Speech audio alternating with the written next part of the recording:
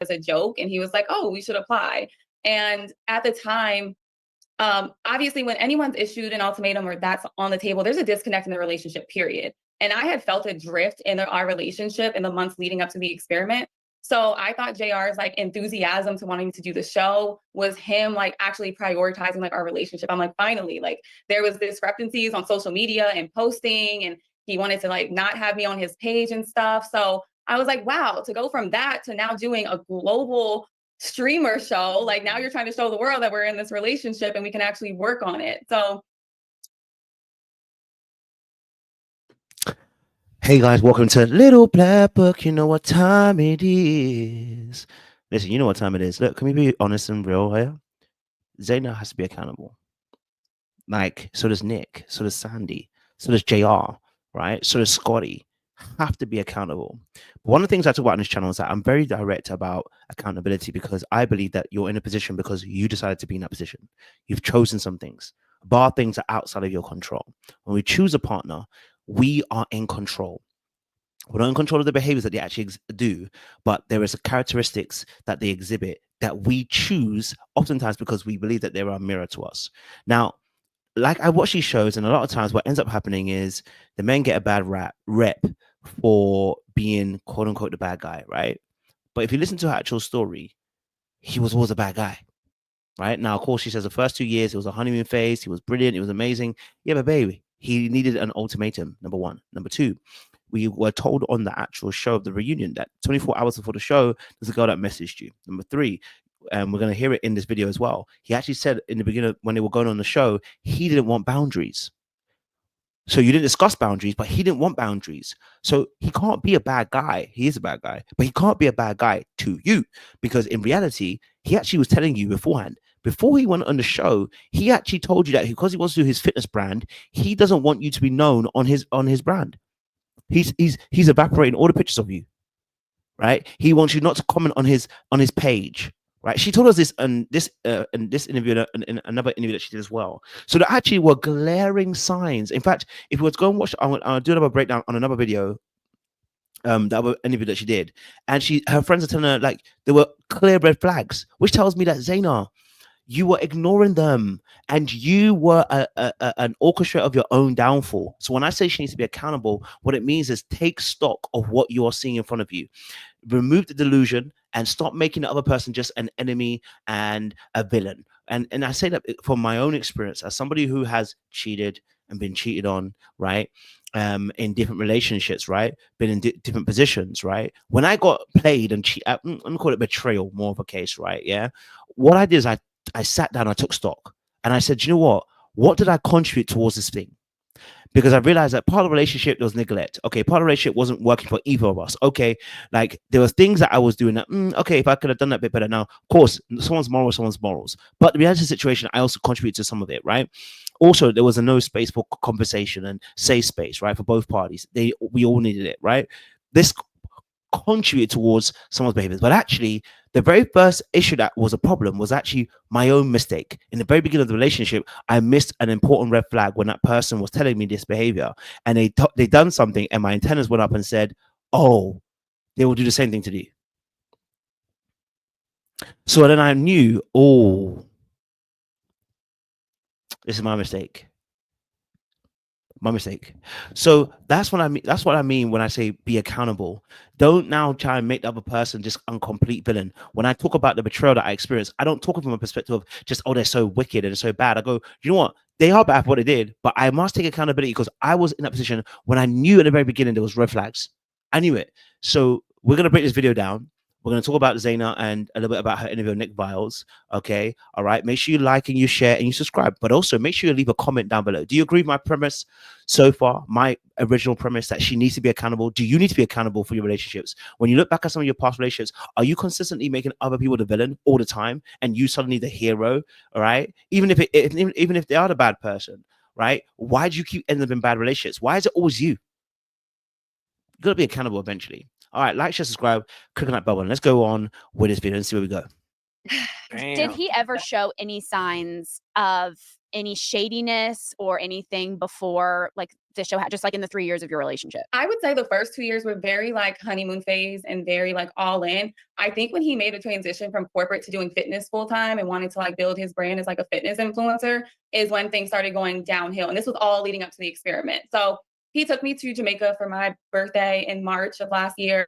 And then I had him all over my page. Like I can go to my archived photos in Instagram and show you guys like where he was on my page. When we got back from that trip, he asked me to stop commenting on his posts because people would click on my page and then see him, and he wanted to be perceived as single in order to build his brand. And that was like a huge argument because I'm like, let's pause it right there. First and foremost, that isn't just a red flag. Baby, that's cause for concern to get out the relationship. The moment somebody wants to go to flip side and say, I want to look single on the net, I don't care what business it is. You don't need to be single on the net. You are in a relationship, right? And you previously had that perspective. So the fact that the thought process for him was he wanted to look single, trust and believe that he probably had this attitude at the very beginning of the relationship too, right? Or not even just that, you know, this could also be a change. And this is him wanting to be exit. And this is where if he wanted to exit, he's being cowardly. And he has to take responsibility for that, right? And be accountable for that. That is a coward move. And that it wasn't him being honest about how he really wanted to move in that relationship. He wanted to be free. He wanted to be single. That's on him. But for you, these are some of the red flags, which are probably there was red flags in the very beginning. And I say that because, like, again, I watched another interview with friends and they were saying that, babe, there was red flags. You know what I mean? Like, I understand building a brand and having things separate. You have a candle line, don't post a girl. Like, it makes sense. But your DMs better not be like you're single. So for me, like, that was like where the disconnect started, because I was like, well, what are your intentions like with wanting to be perceived as single? And that's when I think that's where he calls me petty, like Petty Zay. I ended up like archiving all of our photos because I'm like, it's not a two-way, it's a two-way street. Like, I'm not about to have you on my page and you're now asking me not to comment as your girlfriend. So now she can't even comment on the page. Baby, this is not normal. Not only is he removing you from the page, he's saying that he also doesn't want you to comment. So I don't want you to comment. I don't want you to have pictures of you on my page, but I also don't want you to comment. Baby, the alarm bells need to be ringing, and they need to ring in so loud. Okay? So many red flags.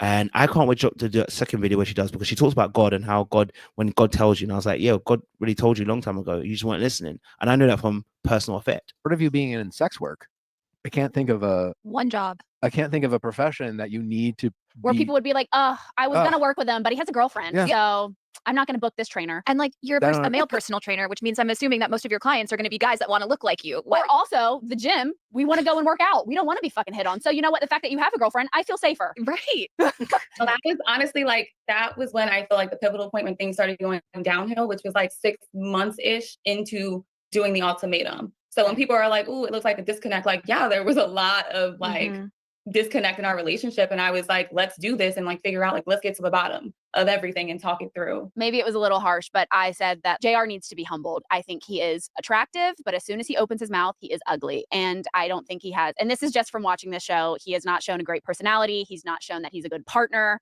He's not shown really any good qualities about himself. I think him, you know, think about laughing. but your interviews after claim otherwise. So that's what's like, what was it really like during that trial marriage with Scotty? Okay, that scene, there was no laughter. There was probably like nervous chuckle of like, what the fuck? I'll move on from here. Before you were supposed to. Guys' night to when I left was like 3 or 4 days of that same energy. And anyone who knows me, like my friends and family, know I'm a very patient person. So for me to have to like exit stage left, that means like I did not, like, I couldn't deal with it anymore. In the moment when that whole, you're cleaning up the apartment and he's like, you go to the bathroom at 1:32 in the morning and they told me nothing was going on between them. Yeah.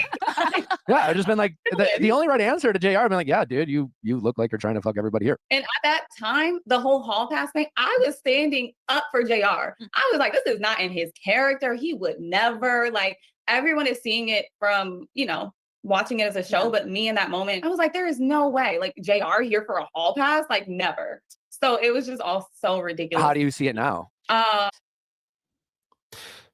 Now, what's interesting about this situation is that with the whole past situation, right?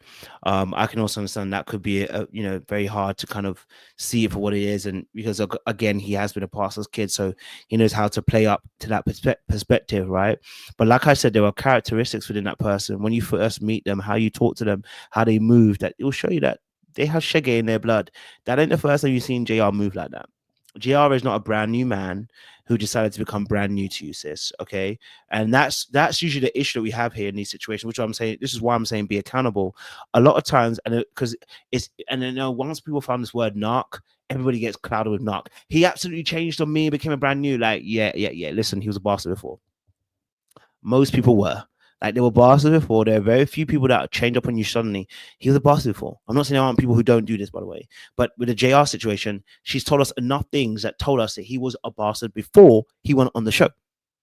Okay, so this surprise of he came on here for a whole pass. Maybe you were telling us on reunion that somebody messaged you 24 hours before the show kicked off. So you surprised that he kissed Sandy? You surprised that he was almost gonna have sex with Sandy? Sis, we need you to wake up and smell a can of coffee. If I was a viewer, I would be like, dang, you just wanted to like get some clout. At the changeover, he talked about how Sandy's family invited him to Christmas, and he was like, I'm probably gonna go.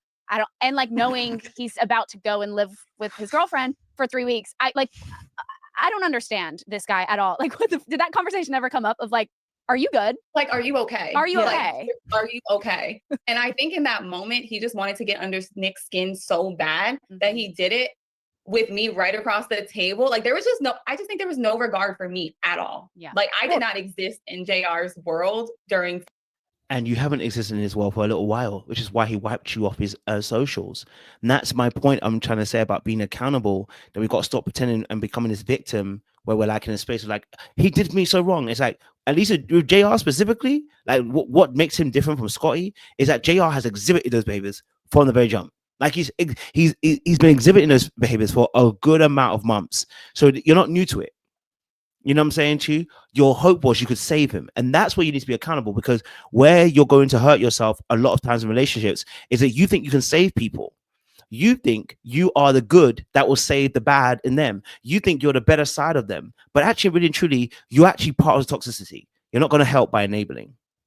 Filming. To hear that is crazy. It's like, it's that JR prioritizing his hatred towards Nick, a man that he was tormenting because he was making moves on his girlfriend. And the fact that JR was able to convince himself that he was the victim in that situation, so much so that he was so willing to disrespect his own girlfriend and a man who he was in bed with his girlfriend and act like he's the victim, is wild behavior. Diabolical. Diabolical. Diabolical is the best word for it. Yeah. Well, we are glad that you made it out. Truly. Okay. And you look I'm great. alive. You look You're great. alive. I mean, we are excited to see what happens at proposal. I can only hope with my fingers and my toes crossed that you are not engaged to this man. I hope the same for Arya and Scotty. What's with these guys that they're casting? I just want one guy to root for on these shows. Caleb was great. What were your thoughts on Caleb? I loved Caleb. He's great. I think he was also like one of the guys who just wanted to respect his girlfriend. Yeah. Like, I'm in this experience. I really didn't want to be here for real, but I'm going to do it with you. And I just appreciated his approach with it. And I think he was a great pair for Arya, because Arya needed someone that could be a little bit more softer with her and could help her calm down, like, and everything. So I think this is quite, like I said, this is part one. We'll do a part two where she breaks down with her, does a longer interview with her friends. And I think there were some glaring things in there. I position this video on purpose because what I want to do is get people to a place where they are actually holding themselves accountable.